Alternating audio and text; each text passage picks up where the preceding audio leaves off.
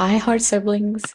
Salam. You're listening to Heart of the Matter, a podcast by Heart to Grow, a reproductive and gender justice organization working in Muslim communities and also the older sibling you can trust. We are your host. My name is Sabreen Mohammed, My name is Amatallah Solawa. and we hope that you enjoy this episode.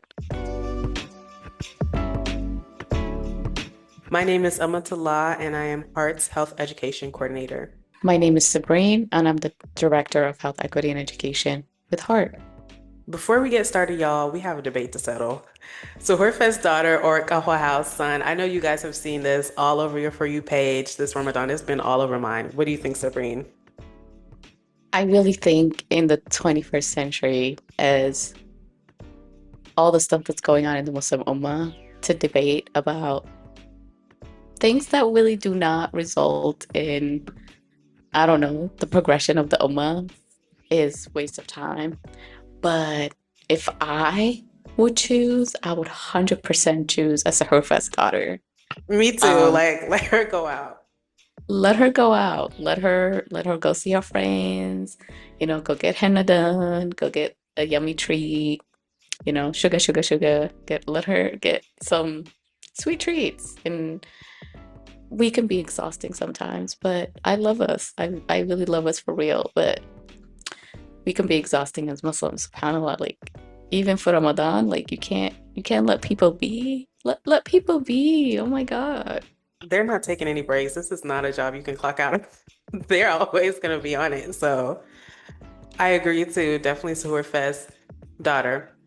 I just hope that Qahwa House sons don't get upset. We love our Qahwa House sons, but y'all are occupying the Qahwa House spaces for us, for the, Sahurfa's daughters. They're trying to get a sweet treat. So maybe make some room and space for us. But yeah, anyways, y'all, thank you so much for listening to us. We are Heart of the Matter, a podcast by Heart to Grow. We are a reproductive justice and gender justice organization that works with and among Muslim communities to advance reproductive justice and prevent gender-based violence. And, we are the older siblings you can trust. Between me and Amatallah, there's a 10-year gap. I'm definitely an elder. So I have Amatallah here to keep us young and keep us hip with what's going on in the community. And she be knowing y'all. She's mashallah, very well read and very well tapped in with all the facets of the Muslim Ummah and what's going on. So we're really excited to start this journey, uplifting the work we've been doing at Heart for over the past 16 years now, mashallah. And we want to bring some of our friends, our collaborators, our partners to have conversations about all things reproductive health, gender justice, reproductive justice. Some of our friends and the guests that we will bring are public health practitioners and researchers, community organizers, people who work in the medical field, people who work in education. We might talk about finances and, all the stuff that comes in having conversations in, marriages and Muslim marriages and how finances, people can talk about that. So yeah, we're really excited to start this journey with you. And yeah.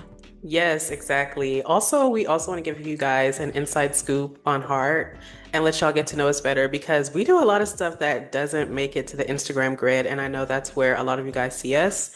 So we're planning on bringing some of our team members to talk about the work we do in gender-based violence, reproductive justice, just so you guys are always in the know. I also want to add that this podcast, I wanted to feel like we can you feel comfortable to talk about sexual health, sexuality in a safe space that is free of judgment, free of shaming.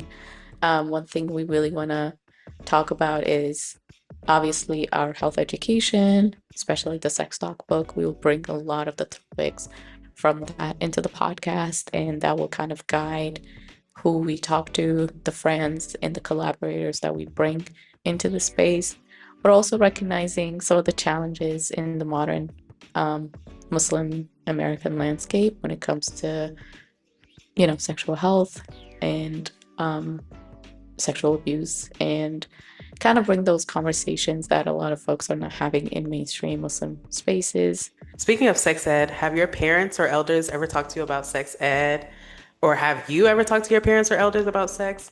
I'm not gonna lie, my mom did, so shout out to her. She did her big one. But many of us who are from ethnic communities know that our parents or grandparents or whoever can be shy about anything relating to sex or relationships.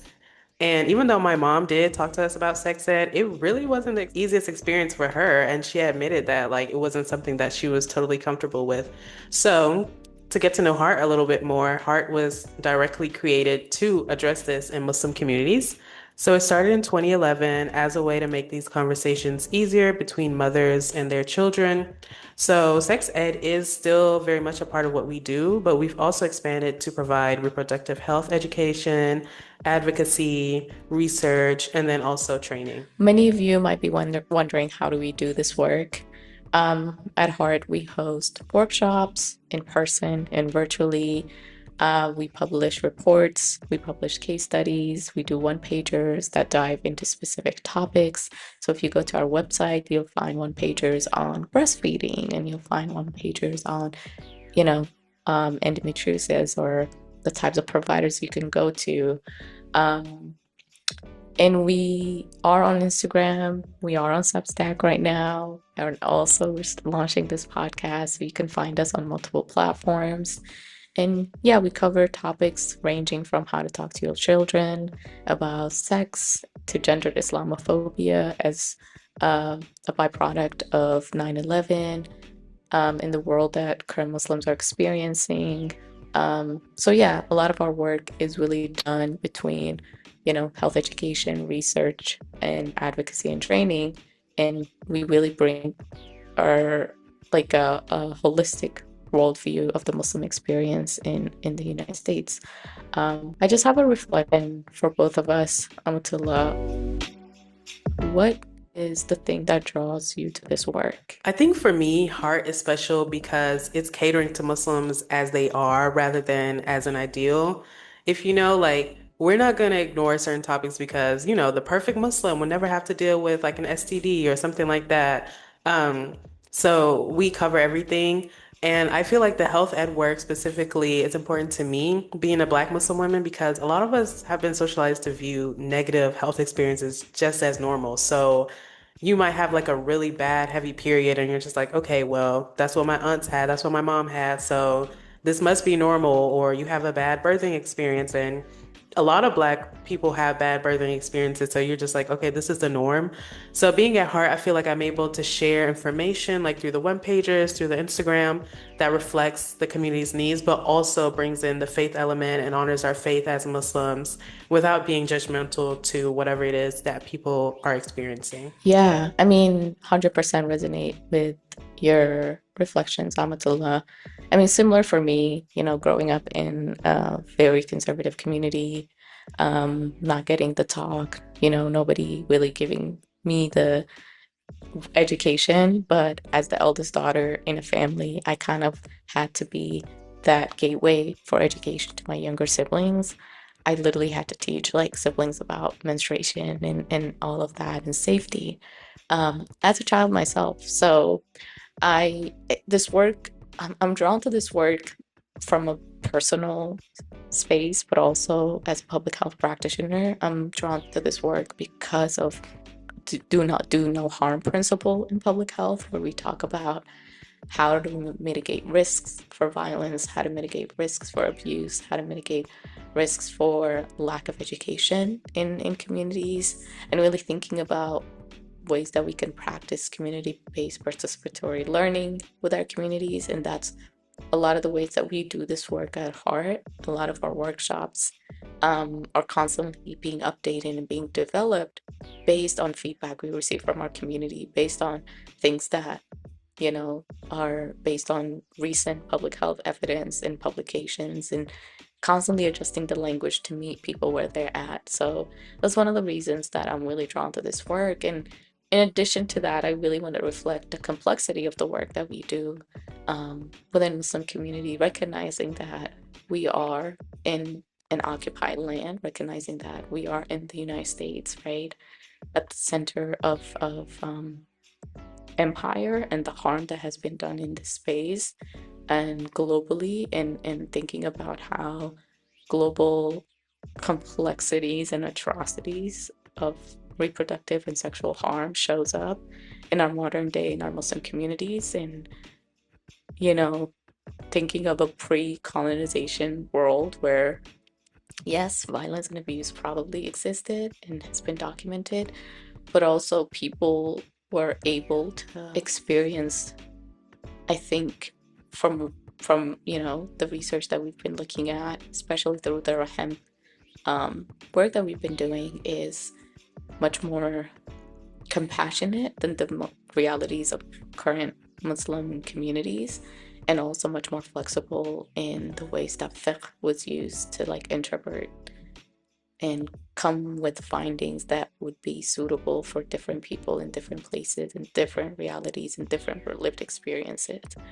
And one thing that really draws me to this work from an Islamic perspective and tying it to like my public health practice is um, that Muslims are not one way. A Muslim that is in Western Africa today does not practice Islam the same way that a Muslim in Indonesia practices Islam, because of different contexts, different historical needs. And I think that's what's really beautiful about Islam, and also what can be really tricky right now in when we're living in a space where folks are trying to make everything such a monolith. um, so yeah, I think I'm drawn to this work from a multiple experiences, my own lived experiences, my mother and my ancestors' lived experiences, and also thinking about how at the core of it, like Islam is such a compassionate religion, and making sure that individuals in our community go back to those principles of rahma, compassion, of rida, um, fullness of choice, and recognizing that bodily autonomy is inherently Islamic. Exactly. And all those things, all those complicated things that we want to communicate with our community. And that's part of the reason why we started this podcast at this moment. So even though we're public health, we cannot escape the Muslim podcast epidemic or pandemic, y'all. We can mask up. We couldn't socially distance. We're socially distant from some Muslims, but we cannot escape that. So, all jokes aside, this podcast has been something that we've thought about for years now, for a long time. And we finally got the ball rolling right now. And we're really excited to, as Sabreen said, convey some of the nuances in Islamic practices and how Islam intersects with public health and get our communities the information they need to be healthy.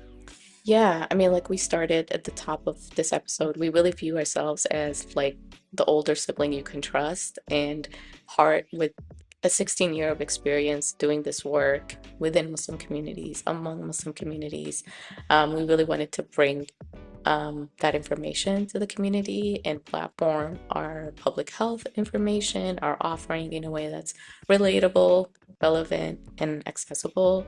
Um, Between me and Amatallah and the guests that you'll have, we are pop culture junkies in some ways. So don't get upset. I mean, we will have pop culture tangent. We will bring pop culture conversations into the podcast and relate it to the topics we're talking about for the day. So yeah, it will be a fun experience and a journey. I'm really excited that y'all are here with us.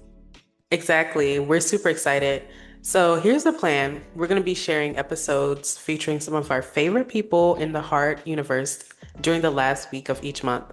So a sneak peek of some of the things that we'll be talking about are Surah Yusuf and the Me Too movement and what the Quran tells us about that, what it's like being an artist and also a researcher working in collaboration with Heart, and then also the process in developing the Sex Talk book, speaking to some of our colleagues and former colleagues who were authors.